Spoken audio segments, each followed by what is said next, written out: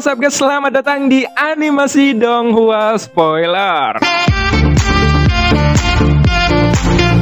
Oke, bagi teman-teman yang baru join atau baru bergabung, jangan lupa klik tombol like-nya dan tombol subscribe-nya ya, jangan lupa. Oke, sebelum kita memulai video ini, kita jangan lupa untuk seruput kopinya, kencangkan sabuk pengaman, mari kita mulai.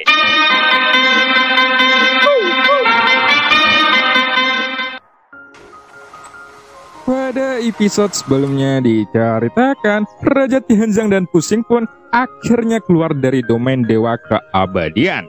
Tak lama setelah itu, Pusing pun melihat Xiaoyan yang sudah kembali tersadar. Ia dan Tianjun segera menyerang untuk membunuh Xiaoyan. Namun tak lama kemudian, sang Ratu Kuil Kuno pun tiba-tiba muncul, yang mana ia menggagalkan serangan mereka. Selanjutnya, ketika Pusing melihat pasukan dari dunia Dewa Kuno, ia segera memerintahkan pasukannya untuk segera kembali mundur. Dan scene pun berganti. Setelah beberapa saat, Pusing pun akhirnya menoleh untuk memperhatikan seseorang. Sosok ini bukanlah sang ratu, tapi Xiaoyan yang ada di belakangnya. Dan dari tatapannya itu, sepertinya mengatakan bahwa lain kali Xiaoyan akan mati. Tapi tanpa diduga, Xiaoyan tidak menghindari tatapannya. Dan saat Pusing menatapnya, mata Xiaoyan tampak tenang. Kali ini, jika bukan karena sosok misterius yang membantunya, dan Xiaoyan tidak bisa pulih dari tubuhnya yang mengkristal, situasinya pasti tidak terbayangkan. Setelah itu, 10 Raja Jiwa itu pun mulai melangkah mengikuti jejak Pusing. Mereka semua bergerak menuju formasi teleportasi yang telah dimunculkan di langit. Lalu, di bawah tatapan jauh tak terhitung jumlahnya, para Raja Jiwa itu akhirnya tenggelam ke dalam formasi teleportasi. "Goyan, bangunlah, hancurkan formasi itu," ucap Xiaoyan sambil mengerutkan keningnya. Ketika menyaksikan formasi ini, tentu saja jika pihak Kuil Langit belum mengatur formasi ini di aliansi Dewa Abadi, mustahil bagi mereka untuk mencapai wilayah ini dalam waktu yang sangat singkat ini. Kali ini, si Goyan pun tidak ragu-ragu lagi, dan cahaya biru pun langsung meledak dari mata besarnya. Lalu, cahaya tersebut dengan cepat menerjang formasi besar di sana. Jelas, dengan formasi sehebat ini, itu pastinya telah menghabiskan banyak energi dari Kuil Langit. Akan tetapi, bahkan dengan formasi yang begitu mengesankan dan terlihat kuat itu, tampaknya jika dihadapkan dengan si makhluk bermata Dajjal ini, baginya itu semudah merobek selembar kertas tipis. Detik berikutnya, formasi teleportasi di atas pavilion langit ke-9 pun hancur dengan cepat. Dan pada saat formasi tersebut rusak, 10 Raja Jiwa yang baru saja memasuki formasi itu hanya bisa terdiam. Mereka mengeluarkan gelombang energi yang sangat besar. Sialan, pasti wanita pelacur itu yang menghancurkan formasi kita. Benar-benar makhluk tercela, ucap Pusing yang mengutuk secara diam-diam. Tentunya dia tidak menduga bahwa akan ada yang bisa memecahkan formasi itu dengan mudahnya. Akibat hancurnya formasi, maka tidak mungkin bagi mereka untuk melewati formasi itu dan kembali ke Kuil Langit dengan sangat lancar. Karena jika memaksakan diri, mereka pasti akan menghilang tak terkendali dan akan diteleportasikan kemana-mana. Semuanya, singkirkan mereka dan jangan beri ampun satupun dari mereka. Kamu sungguh bodoh karena sudah berani mempermainkanku, ucap sang ratu yang tampak sangat marah. Memang, jika memperhatikan kelompok bayangan jiwa di bawah, semua sosok itu sebenarnya telah menjual jiwa mereka, dan mereka bahkan bisa menjual jiwanya sendiri. Jadi, keberadaan mereka tidak lagi mempunyai makna yang seharusnya dimiliki oleh kehidupan. Dengan sebuah raungan kencang, dan setelah sang ratu memberikan perintah, pasukan dunia Dewa Kuno pun langsung memusnahkan mereka semua, hampir seketika, dan membuang semua mayat mereka secara bersamaan.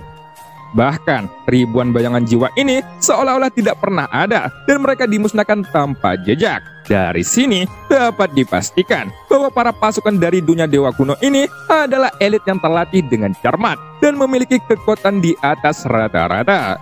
Dengan kedatangannya sosok sang ratu, krisis ini akhirnya terselesaikan dengan tuntas. Sekarang, Jin Taewei sang pemimpin dari aliansi Dewa Abadi sudah tewas, dan itu mengakibatkan hilangnya kepercayaan diri semua pasukan aliansi Dewa Abadi. Maka dari itu, hal pertama yang dilakukan oleh Xiaoyan ketika dia kembali menjadi pemimpin adalah mengambil semua kendali aliansi Dewa Abadi. Jelas, arti penting keberadaan mereka ini bukan hanya tentang kekuatan daya tempur yang terkandung di dalamnya. "Ratu, terima kasih banyak," ucap Xiaoyan sambil memandangi sang ratu yang ada di hadapannya dan menangkupkan tinjunya. Namun, ketika mendengar apa yang dikatakan Xiaoyan, sang ratu malah menjadi semakin marah.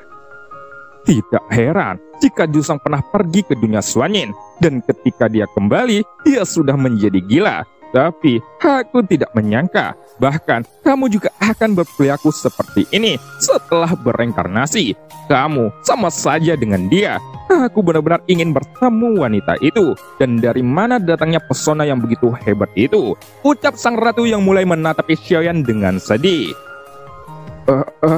Dia sudah mati, ucap Xiaoyan sambil tersenyum kecut. Padahal selama ratusan tahun di dunia Xuanyin, Ratu Yuan-Er selalu berada di sisinya. Ia melindungi Xiaoyan sampai akhir dan bahkan mendedikasikan dirinya untuk Xiaoyan.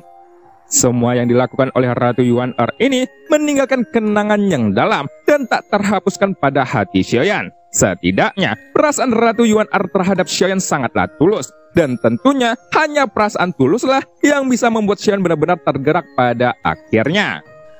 Jadi, meskipun ini sangat singkat, Xiaoyan mengakui bahwa ia sangat mencintainya. Sementara itu, ketika mendengar kata kematian, kemarahan di wajah sang ratu pun langsung sirna. Dan pada saat ia melihat pandangan kesepian yang selalu muncul di mata Xiaoyan, ia akhirnya bisa menebak sesuatu.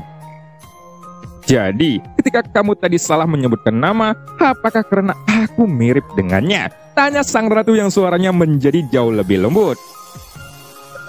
Benar, jika dilihat dari belakang, kalian memang sedikit mirip. Makanya, aku tanpa sadar memanggilnya, jawab Xiaoyan dengan perlahan.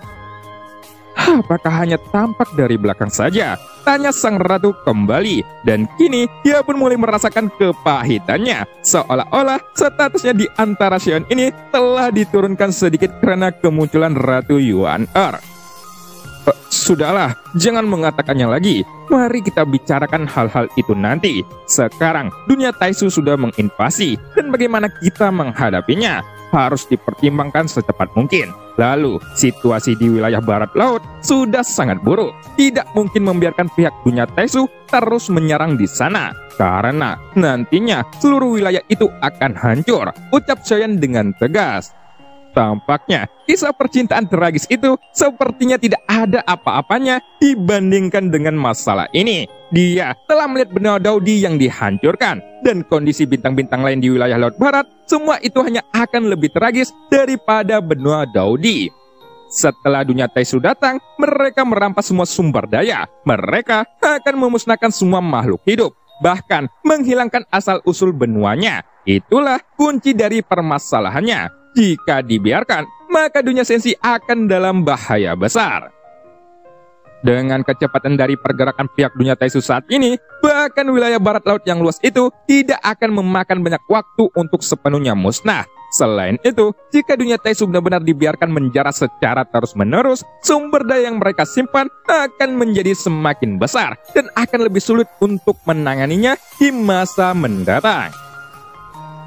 Kamu dapat melawan mereka ketika kamu kembali. Tetapi sekarang, setelah kamu tiba di wilayah Laut Barat, wilayah itu sudah sangat pantas disebut dengan kehampaan rusak. Dan perang antar dunia ini seolah-olah tidak terlalu mematikan, ucap sang ratu. Lagi pula, hilangnya wilayah Laut Barat tidak akan menyebabkan kematian pada dunia Senshi, tetapi itu akan menyentuh inti dunia ini, ucap sang ratu dengan perlahan. Dan ketika Xiaoyan mendengarkan apa yang dikatakannya, tampaknya apa yang dia lindungi ini lebih penting daripada wilayah tersebut.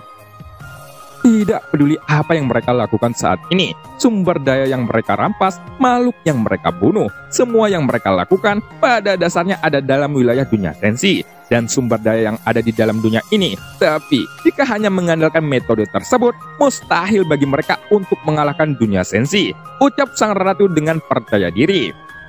Alasan mengapa sampai sekarang tidak ada tindakan, karena kita belum yakin apa rencana dan tujuan sebenarnya dari dunia Taesu. Secara keseluruhan, ini bisa dibilang sangat rumit, dan kamu tidak perlu khawatir, ucap sang ratu kembali. Namun, dibandingkan dengan invasi dunia Taesu, kamu harus menemukan cara untuk terus meningkatkan kekuatanmu sendiri. Kamu harus tahu bahwa Kaisar Keabadian di langkah kedua saja masih terlalu lemah, ucap sang ratu sambil tersenyum. Tentu saja, dengan kekuatan Xion saat ini, tidak mungkin baginya untuk ikut serta dalam perang mengerikan seperti itu. Jadi, meskipun apa yang dikatakan oleh sang ratu ini tidak menyenangkan, tetapi itulah kebenarannya, dan Xion pun tidak bisa membantahnya. Aku akan menangani serangan dunia Taesu dari wilayah barat laut. Jadi, kamu tidak perlu khawatir. Kamu hanya harus fokus dan mencari cara untuk berkultivasi, serta meningkatkan kekuatan secepat mungkin, ucap sang ratu. Pada saat ini, tampaknya meskipun dunia Taesu telah menginvasi, situasinya tidak serius yang dibayangkan oleh Xiaoyan. Bahkan sebaliknya, kurangnya kekuatan Xiaoyan adalah bahaya besar yang tersembunyi, dan itu tidak boleh dibiarkan. Harapan dari sang dewa tertinggi adalah memenangkan perang ini. Jadi, jika keinginanmu juga sama dengannya, kita semua membutuhkan kekuatanmu. Lebih tepatnya, kita membutuhkan kekuatan dari sang dewa tertinggi yang sudah lama terpendam, ucap sang ratu kembali. Tepat setelah mendengarkan semua penjelasan dari sang ratu, Xiaoyan pun tidak bisa lagi menahan senyum masam. Jelas, melakukan terobosan ini mengacu pada ranah Kaisar Keabadian. Dia yang sudah mencapai langkah kedua saja sangatlah beruntung karena mendapat bantuan besar dari Ratu Yuan Er. Jadi tentunya untuk peningkatan berikutnya, dia pasti membutuhkan lebih banyak energi dunia. Aku bisa merasakan energi dunia yang terkandung di dalam tubuhmu. Itu cukup bagus. Sepertinya wanita itu memang sudah memberikan seluruh energi dunianya kepadamu, ucap sang ratu sambil memandang Xiaoyan dengan sangat perlahan. Namun, ketika sadar bahwa sang ratu masih menyebutkan nama Yuan Er dari waktu ke waktu, terlihat bahwa dia merasa sangat tidak senang. Serahkan semuanya kepadaku kali ini. Akan tetapi, bagimu, dunia sensi bukan lagi yang terbaik untuk berkultivasi. Dan kuil langit pastinya tidak akan melepaskanmu begitu saja. Pihak dunia Taesu juga mungkin memperhatikan keberadaanmu. Jadi, apakah kamu ingin tinggal di dunia sensi atau pergi? Itu terserah pada dirimu, ucap sang ratu yang melanjutkan. Detik berikutnya, Xiaoyan pun mengerutkan kening ketika mendengar ini. Sepertinya, kembalinya dia memang bukanlah hal yang baik dari perkiraan pertempuran ini. Itu sungguh melibatkan begitu banyak sumber daya. Dan pada akhirnya, semua orang hanya akan melindunginya, bukannya sebaliknya. Tidak hanya itu, meskipun sang ratu tidak mengatakannya secara langsung, keberadaan Xion saat ini memang bukan hanya tidak dapat membantu dunia sensi, tetapi bahkan menyebabkan masalah yang tidak perlu untuk dunia sensi. Bahkan mampu mempengaruhi lebih banyak sumber daya yang tidak perlu. Kali ini, pihak kuil langit juga tiba-tiba datang untuk menyerang. Dan untungnya, dunia dewa kuno muncul tepat waktu untuk memberikan bantuan. Selain itu, para senior dari Labu Dewa Bermata 9 telah merasa lebih kelelahan dalam pertempuran ini. Seluruh makhluk di dunia sensi masih terus menunggu sampai kamu menjadi sosok yang cukup kuat. Jika tidak, maka tidak ada artinya melawan mereka sekarang, ucap sang ratu. Namun, Xiaoyan sudah mengerti apa yang sang ratu katakan. Dan sekarang, Xiaoyan pun mengangkat kepalanya untuk melihat sekeliling. Xiaoyan tahu bahwa meskipun dirinya sangat khawatir tentang dunia sensi sekarang, memang benar bahwa dengan kekuatannya saat ini, dia tidak bisa melakukan apa-apa sama sekali. Kemudian, Xiaoyan pun kembali mengepakkan tinjunya. Jelas, dia sangat menghormati sang ratu dan keputusannya itu. Meskipun sang ratu mungkin memiliki perasaan yang berbeda terhadapnya, di mata Xiaoyan, sang ratu masih merupakan senior yang bijaksana. Setelah beberapa saat, percakapan sederhana ini nyatanya memungkinkan Xiaoyan untuk melihat kenyataannya dengan jelas. Dan sang ratu hanya mengerti bagaimana Xiaoyan harus pergi di masa depan. Aku ingin tinggal di dunia sensi untuk sementara waktu, ucap Xiaoyan. Tentu saja, ia baru saja kembali, jadi tidak mungkin untuk segera pergi begitu saja. Lagi pula, semua yang melekat tentang kerinduannya ada di sini. Detik berikutnya, Xion pun menatap semua pandangan yang mengawasinya. Di Bahtera Kapak Hantu, meskipun Sun Er tidak banyak berbicara, tetapi pada saat ini matanya terlihat sudah memerah dan dia sangat khawatir terhadap suaminya itu. Ia takut bahwa Xion nantinya akan pergi lagi. Kadang-kadang, Xion tidak tahu apa arti kultivasi bagi dirinya sendiri. Akan tetapi, pada akhirnya, Xion akan gagal bertahan hidup sesuai dengan tempat yang benar-benar mereka tinggali. Harapannya sangat sedikit, dan ini bukanlah yang diinginkan oleh Xion. Bagaimana memutuskannya, tentu terserah padamu. Tetapi, jika kamu ingin tinggal, kamu hanya bisa mengikutiku kembali ke dunia dewa kuno. Kamu dapat menghindari bahaya untuk saat ini, ucap sang ratu sambil mengangguk. Dan sepertinya dia secara alami mampu melihat apa yang sedang dipikirkan oleh Xion ini. Namun, sebelum kamu pergi, kamu masih harus mengucapkan beberapa patah kata. Mereka menunggumu, ucap sang ratu sambil memperhatikan semua pasukan di aliansi Dewa Abadi yang tidak jauh itu. Dan kelompok Bianhua yang sedari tadi hanya diam menyaksikan. Xion pun langsung mengangguk. Sekarang, pemimpin dari aliansi Dewa Abadi sudah musnah. Dan untuk semua yang terjadi, semua orang di aliansi Dewa Abadi ini seharusnya memiliki penjelasan yang akurat. Tentunya, karena mereka hanyalah penonton, mereka tidak tahu apa yang sebenarnya terjadi saat ini. Dan apa artinya itu, bahkan termasuk identitas Xion. Maka dari itu, Xion tidak perlu menyembunyikannya lagi. Setelah beberapa saat, Xion pun bergerak maju secara perlahan dan melayang di depan Pavilion 9 Langit. Lalu, di sana, hampir semua orang di aliansi Dewa Abadi pun mengikuti pergerakan Xion. Dan ada juga beberapa orang yang mulai mengakui keberadaannya. Dengan berakhirnya pertempuran sengit, para sosok kuat yang sudah sangat lama merasa takut dan bersembunyi di bawah sinar matahari akhirnya keluar satu demi satu.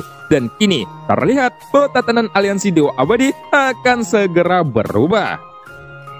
Pada saat Xion mendekat, seluruh pemandangan di sekelilingnya tiba-tiba menjadi sunyi. Dan secara mengejutkan, semua orang memandangi Xion dengan bingung. Tentu saja, termasuk sosok cantik yang terselip di antara kerumunan. Matanya merasa sedikit kesepian, seolah-olah dia dan Xion yang sudah memiliki celah antara manusia dan dewa yang agung. Sejak saat itu, Lin Jin sudah sepenuhnya dihapuskan dari aliansi Dewa Abadi. Maka, setelah berhasil diambil alih, aliansi Dewa Abadi ini akan dibubarkan dan ditata ulang oleh Xion. Xion akan memilih siapa yang masih pantas untuk memiliki kuasa di sini dan siapa yang pantas untuk dibuang. Saat ini, dunia tempat kita hidup sedang dalam masalah. Jika dipikir-pikir, banyak orang pasti sudah mendengar bahwa seluruh dunia akan mendatangkan malapetaka dan akan ada bencana yang kaitannya dengan semua orang, ucap Xion.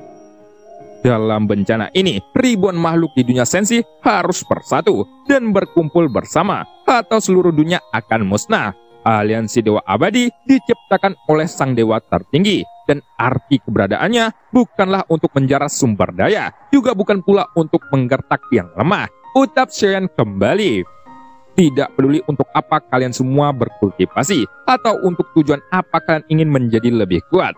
Tetapi sekarang dunia sensi membutuhkan semua orang untuk berdiri bersama. Kalian semua adalah kesombongan dan kekuatan dari semua wilayah dunia sensi ini, ucap Xion dengan lantang.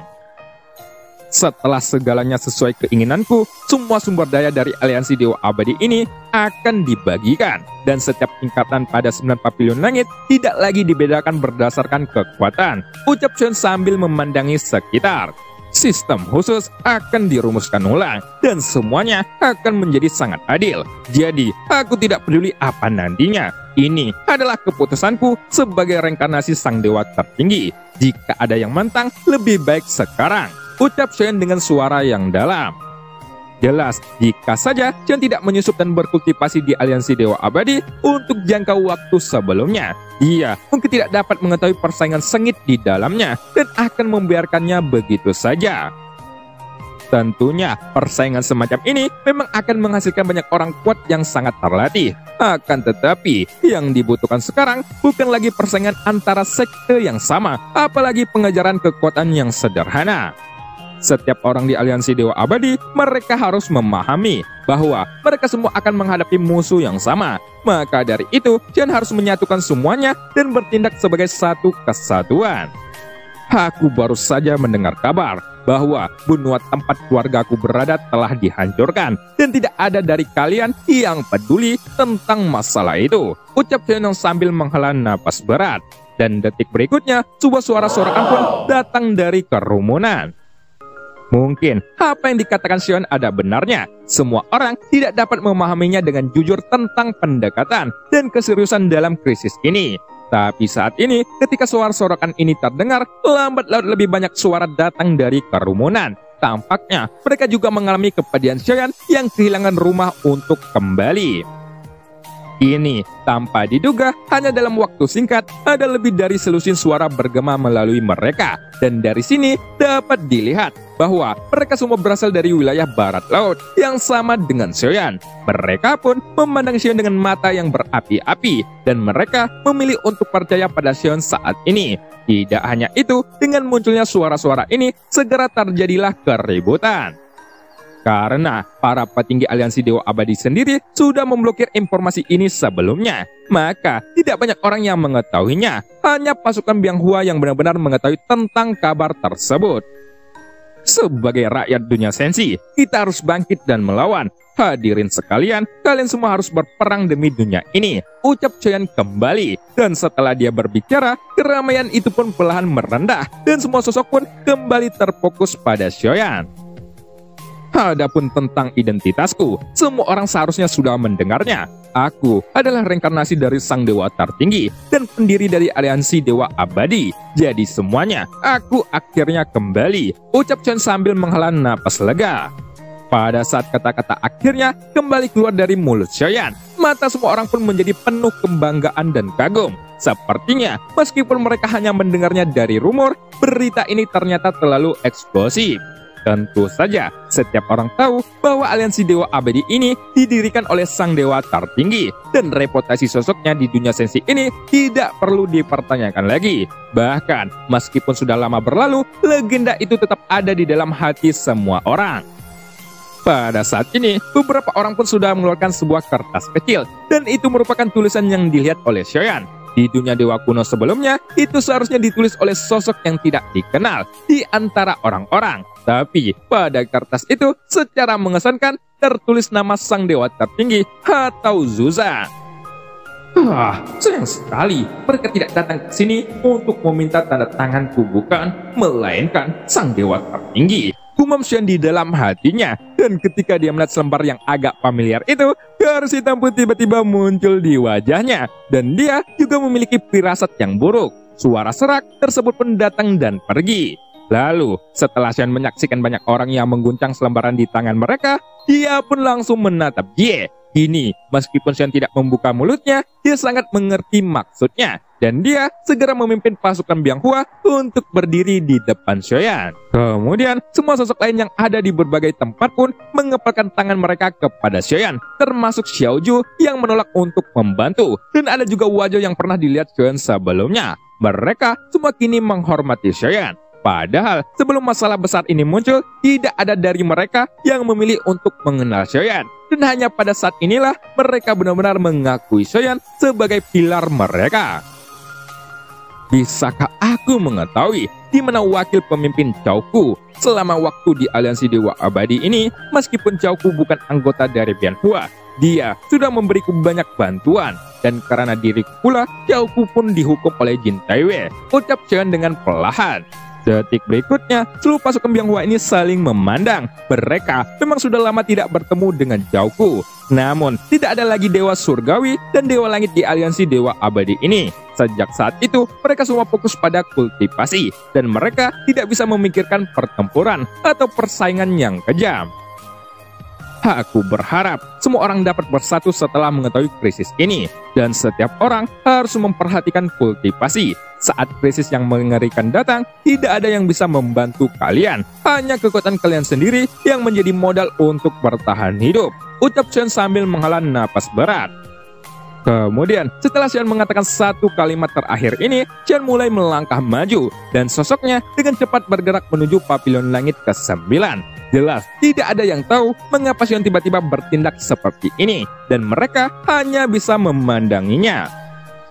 Mari kita lihat, apakah aku dapat menemukan beberapa petunjuk dari tempat Jin Taiwei berada, gumam Xian di dalam hatinya. Memang, jika Xian tidak dapat menemukan petunjuk apapun, dia berencana untuk mencari tempat yang tenang untuk mencarinya melalui jiwa Jin Taiwei. Xian ingin tahu apa hubungan antara Jin Taiwei dengan pihak kuil langit ini. Jadi, Xian pun sengaja membiarkan pihak kuil langit bergerak bebas di wilayah aliansi Dewa Abadi ini dan mengatur formasi teleportasi yang sangat besar. Dan cerita pun berakhir. Sampai jumpa di episode selanjutnya. Pergi ke kebun mencari burung pipit. Sekali dimasak, dagingnya alot. Tiap hari ngeluh nggak punya duit. Sekali berduit, malah main slot. Aduh, haradang.